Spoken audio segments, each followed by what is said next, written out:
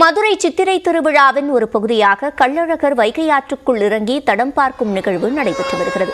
இது தொடர்பான கூடுதல் விவரங்களை செய்தியாளர் வெற்றியிடம் கேட்கலாம். வெற்றி, இந்த நிகழ்வின் சிறப்பு என்ன? சுரஞ்சனி, 5 நாள் பயணமாக மதுரை வந்திருந்த அழகர் மலையிலிருந்து மதுரை வந்திருந்த கள்ளழகர் 23ஆம் தேதி நேற்று முன்தினம் காலை வைகை ஆற்றில் இறங்கி லட்சக்கணக்கான மக்களினுடைய உணர்ச்சி பெருக்கின் நடுவே அவர் வைகை ஆற்றில் எழுந்திருந்தார். அதனைத் தொடர்ந்து ராமராயர் மண்டகப்படிக்கு தீர்த்தவாரி கண்டு தொடர்ந்து வண்டியூர் சென்றிருந்த அவர் அங்கு நேற்று தேனூர் மண்டபத்தில் மண்டூக முனிவர் சாப விமோசனம் அளித்தார். தொடர்ந்து நேற்று இரவு அவருக்கு ராமராயர் மண்டகப்படியில் தொடர்ச்சியாக தசாவதார கோல காட்சி என்பது அளித்திருந்தார்.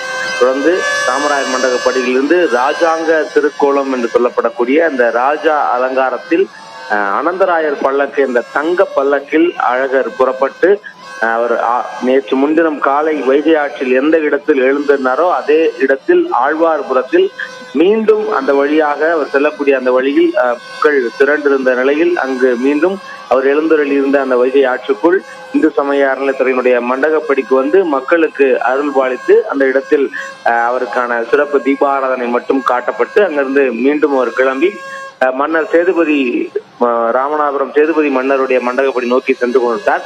அங்கு இன்று இரவு மீண்டும் கள்ளர் திருக்கோலம் இருக்கிறார். கள்ளர் திருக்கோலம் ஏற்று பூப்பல்லக்கில் நாளை அதிகாலை 3 மணி அளவில் மதுரையிலிருந்து அழகர் மலைக்கு புறப்படுவார்.